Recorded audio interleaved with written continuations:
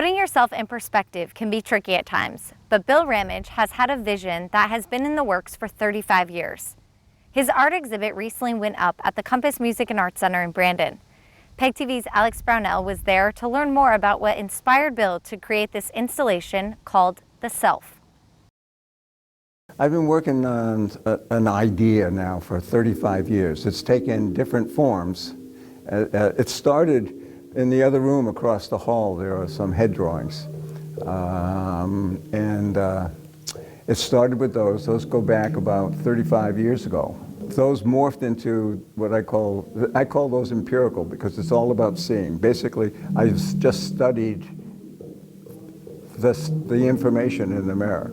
Each of those drawings took about a year to draw. And it was really all about seeing more than it was about drawing a picture of a face. And during that process, I had this notion about perception coming out of the eyes rather than sort of the information coming into the eyes. Like, you know, the world out there is a movie camera and your eyes are a screen that takes it in. Well, it's really the other way around. The thing projects out. Bill's reasoning behind this is that he wants to affect a space. I could physically affect the space by drawing lines on the wall. And then because I introduced music into that, I realized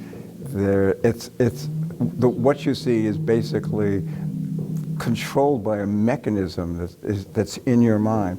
And so then I've been pursuing that. And that mechanism, I ended up, well, first of all, I called it the neuralchemist, which is neural and alchemist kind of combined, sharing the al. And then that morphed into this piece here. And this was the notion I had about the self. I mean, I have this realistic cutout, photograph cutout, that looks like a real person, and basically it's confronting all of this information. I mean, and the information is abstract. A lot of it, if you look at it, is kind of sexually charged because all of this stuff is inside the person, and that stuff that's inside the person is the self. The installation is made up of different parts, but what makes it interesting is that each piece has a pair. Each one has a pair, and there's some motif parallels between the drawings that are paired. But I think of this one, which is an appropriated neuralchemist drawing from about 10 years ago, as a self-portrait. And this thing here is a person portrait, the person being distinctly different than the self. Bill creates his ideas when most people are sound asleep in the middle of the night. I get up very early in the morning, usually between 2, 3, 4, somewhere around there. And I sit in the dark and with a cup of coffee, and I do nothing but muse, think, you know, whatever. And without an agenda, I think about whatever comes into my head. Sometimes the ideas are truly pithy and, for me, engaging. And sometimes, you know, I'll spend a half an hour thinking about a McDonald's mocha frappe, you know, so there's no real consistency there. But it's during that hour and a half, usually it's about an hour to an hour and a half that I spend in the morning doing this.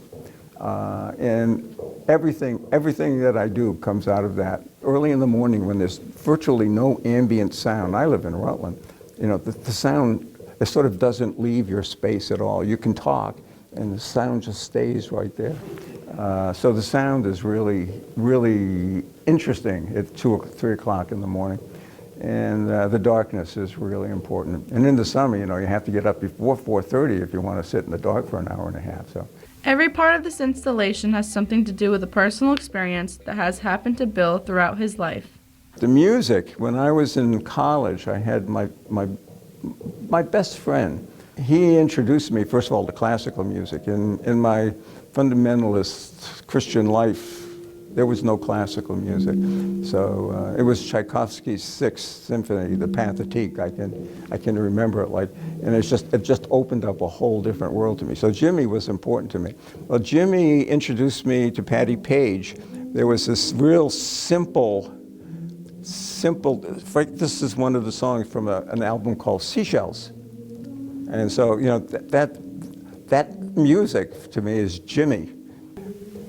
Jimmy picked up a hitchhiker traveling to California and he was murdered, so he's dead. It's just, so it's sort of it's part of that whole thing, you know. Jimmy's not there anymore. So that's the music. Besides, I think sound, particularly the pounding and the music, is part of the. It's good to have an oral piece in the installation besides just the visual, you know, information. I think they go together. I've been thinking about this stuff for years and years, and it comes in layers, and I don't know how to separate the layers, and it's complex. You know, I was thinking this morning when I was thinking, well, what are you going to say? And you know, my dad was a minister, and I used to go to church. I spent half of my childhood in church, I swear to God. And Sunday school songs. There was one called Deep and Wide, or Deep and Wide, Deep. Well, the layers of this stuff here, deep and wide, hard to explain. Bill Ramage's exhibit is displayed until August 19th in the Compass Music and Arts Center in Brandon.